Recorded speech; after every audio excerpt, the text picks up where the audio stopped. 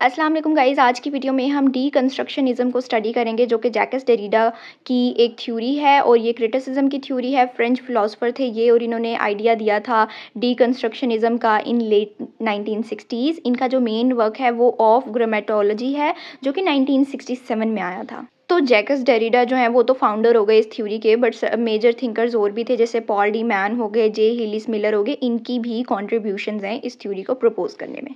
अब हम सबसे पहले कॉज समझते हैं कि डीकंस्ट्रक्शनिज़्म की जो थ्योरी है वो आई क्यों थी। बेसिकली ये एक रिएक्शन में आई थी बिकॉज स्ट्रक्चरलिज्म एक थ्योरी आई हुई थी और वो काफ़ी पॉपुलर भी थी, तो ये उसकी अगेंस्ट एक रिएक्शन के तौर पे आई थी, क्योंकि स्ट्रक्चरलिज्म एक तरफ बिलीव करते थे कि मीनिंग जो होता है वो स्ट्रक्चर की वजह से आता है, यानी किसी भी टेक्स्ट का जो स्ट्रक्चर है उसकी वजह से हमें मीनिंग मिलता है और हम वही मीनिंग इन्फर करते हैं जो कि स्ट्रक्चर की वजह से उसमें पोर्ट्रे किया गया होता है। लेकिन डेरिडा कहते थे कि मीनिंग जो है वो कभी भी फिक्स्ड और स्टेबल नहीं हो सकता। हर इंसान के तौर पे हर आइडियोलॉजी के साथ साथ मीनिंग जो है वो शिफ्ट होता रहता है। सिमिलरली हर टेक्स्ट के मल्टीपल मीनिंग्स हो सकते हैं, कोई भी एक सिर्फ एक मीनिंग नहीं हो सकता जो हम कहें कि नहीं ये टेक्स्ट जो है वो सिर्फ यही मैसेज देना चाह रहा था। नहीं, ऐसा नहीं हो सकता। हो सकता है कि आपको अपेरेंटली लग रहा हो कि ये मैसेज जो है वो डिलीवर हो रहा है, बट असल में वो मैसेज डिलीवर ही ना हो रहा हो, कोई हिडन मैसेज हो। तो वन बाय वन की कॉन्सेप्ट समझते हैं कि हमारे पास स्ट्रक्चरलिज्म के अंदर एक बाइनरी ऑपोजिशंस का कॉन्सेप्ट था कि कोई भी जो ट्रूथ होता है वो किसी ना किसी उसके ऑल्टरनेटिव की वजह से ही होता है। यानी जैसे हम कहते हैं कि नाइट का कॉन्सेप्ट इसलिए है बिकॉज डे का कॉन्सेप्ट है। जैसे कुछ जो है, जैसे मैन है तो वुमेन भी है, रीज़न है तो इमोशन भी है, यानी हर चीज़ जो है वो बाइनरी ऑपोजिशन के साथ चल रही है। जैसे गुड है तो बैड भी है, यानी हम गुड को कैसे पहचानते हैं, बिकॉज बैड है, जो चीज़ अच्छी नहीं है वो बुरी है।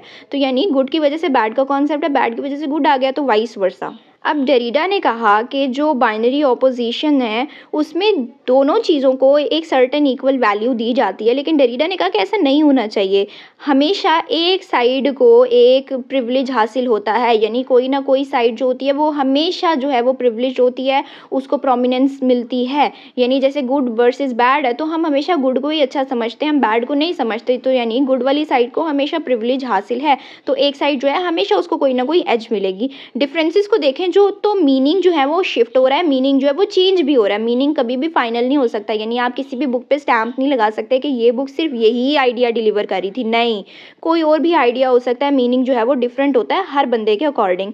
इसी तरह से नो फिक्स ट्रूथ, यानी हर इंटरप्रिटेशन जो है वो ओपन एंडेड हो सकती है। यानी किसी भी चीज़ के ऊपर, किसी भी टेक्स्ट पे अगर हम क्रिटिसिज्म दे रहे हैं तो दैट डज नॉट मीन कि मैंने जो क्रिटिसिज्म दिया सिर्फ वही ऑथेंटिक है। नहीं, वो ओपन एंडेड हो सकता है, उस क्रिटिसिज्म पे भी क्रिटिसिज्म आ सकता है। सिमिलरली किसी दूसरे ने अपने पीओवी के अकॉर्डिंग क्रिटिसिज्म दिया तो वो उनकी एक आइडियोलॉजी हो सकती है। तो यानी हर इंसान के हिसाब से जो भी क्रिटिसिज्म है वो कभी भी फिक्स नहीं हो सकता। चीज़ें जो है वो हमेशा ओपन एंडेड होगी, यानी उन पर बात स्टिल की जा सकेगी। एंड लास्ट में ये कि डीकंस्ट्रक्शन का ये मतलब नहीं है कि किसी भी टेक्स्ट की लाइक डिस्ट्रक्शन होने लग गई है। डीकंस्ट्रक्शन है ये, डिस्ट्रक्शनिज्म नहीं है, इट्स डीकंस्ट्रक्शनिज्म। सो हमें जो है वो ये समझना है कि जो रीडिंग है डीपली हम करते हैं किसी भी टेक्स्ट की, वो हमें बहुत ज़्यादा ऐसी हिडन कॉन्ट्रडिक्शंस बताती है, समझाती है, जो अपेरेंटली हमें नहीं नज़र आ रहा होता। तो यानी हम लोग अगर किसी भी टेक्स्ट को बहुत गौर से पढ़ेंगे तो हमें पता चलेगा कि राइटर ने खुद भी समटाइम्स कुछ ना कुछ चीज़ें जो हैं वो कन्फ्यूज़ होकर लिखी होती हैं। कभी कभी कोई कैरेक्टर हमें कन्फ्यूज़ लग रहा होता है, तो यानी अगर हमें लग रहा है तो दैट मीन्स कि उसमें कॉन्ट्रडिक्शन है उसके कैरेक्टर के अंदर।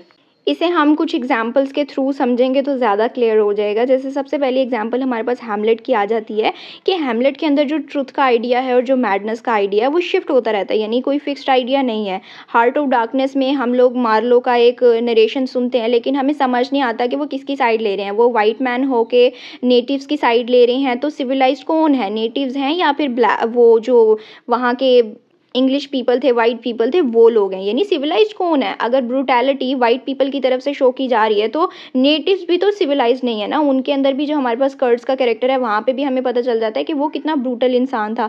तो हम समझ ही नहीं पाते कि गुड और बैड मतलब कौन सी साइड को हम प्रिविलेज दें और कौन सी साइड को ना दें, बिकॉज ये कंट्राडिक्शन है टेक्स्ट के अंदर। तो हमारे पास कोई भी अगर टेक्स्ट है तो उसके अंदर हमें चाहिए कि हम कॉन्ट्राडिक्शंस ढूंढें, ऐसी कन्फ्यूजन ढूंढें जिसमें हम जो ऑथर का अपना ही मैसेज है हम उसको चैलेंज कर सकें। यानी कभी-कभी ये होता है कि अब ऑथर जो है वो अगर फेमिनिज़्म पे बात करना चाह रहा है तो स्टिल हमें कुछ ना कुछ ऐसे पॉइंट्स मिल जाते हैं जहाँ पे वो अपने ही फेमिनिज़्म के आइडिया को ओपोज़ कर देते हैं। तो हमें चाहिए कि हम ऐसे पॉइंट्स को ढूँढें। इन सिंपल वर्ड्स हम ये कह सकते हैं कि डीकंस्ट्रक्शनिज़्म जो है वो बेसिकली हमें ये कहती है कि सिंगल ट्रुथ नहीं होता कोई भी।